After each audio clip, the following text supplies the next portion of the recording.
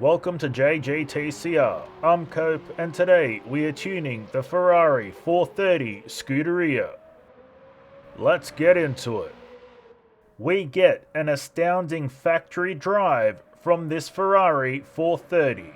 It is fast, moves well on circuit, and is incredibly forgiving when we make mistakes. The handling is superb.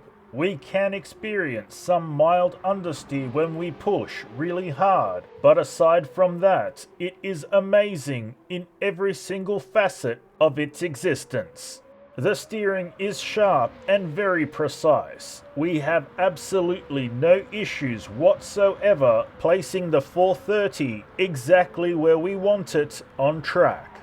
The power available is extremely well matched to the vehicle.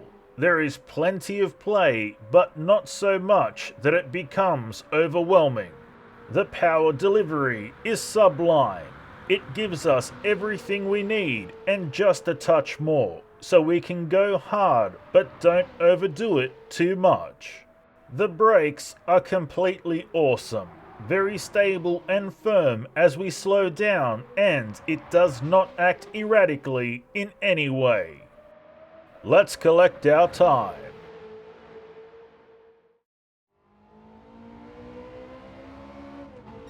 Seven minutes, 17 seconds flat. And now the race tune. The Scuderia was very well balanced, so we did not have to use any ballast in this build. We were also able to use considerably aggressive tune settings without upsetting the balance too much. All this to say, the Ferrari 430 is a great outright vehicle. Let's see how it performs on the Nürburgring. There are various quirks we must become accustomed to when driving this Ferrari. This vehicle will not upshift gears unless on throttle. It does not like to downshift into revs any greater than 5,000 RPM, and the tail end can get considerably loose when slowing down on brakes from high speed. But once we know what this Ferrari wants and provide it, it all comes together beautifully. The handling is awesome when all conditions of driving this Ferrari are met, but it can easily go south real quick if we forget any of these rules. The steering is fairly solid and precise, but does have rounds of understeer when the rear hooks well. Easing off the throttle helps this. Power and power delivery feels both aggressive and lazy. It takes time to run through the rev range, and shifting can snap the tail end. The brakes slow us down exceptionally well. However, the rear likes to get loose extremely easily, especially when paired with downshifting gears. It's best to get braking done in straight lines and do not downshift until RPM is very low.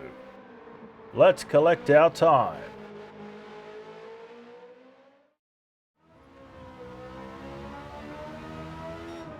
6 minutes, 16.7 seconds. And now the drift tune.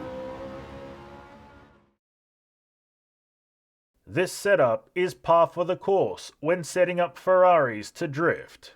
Most of our efforts are put into taming the rear end. Let's drift Suzuka.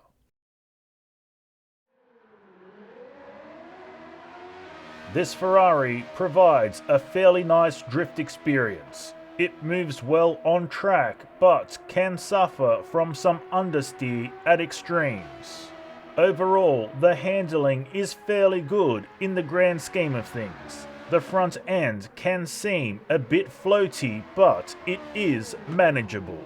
The steering is fairly crisp and responsive, but it has light understeer issues at extremes when pushing our drift lines hard at speed. That being said, a quick jib of the handbrake sorts it all out. The power is easily capable of initiating and maintaining drift in most scenarios. It comes on strong, but it is not overwhelming.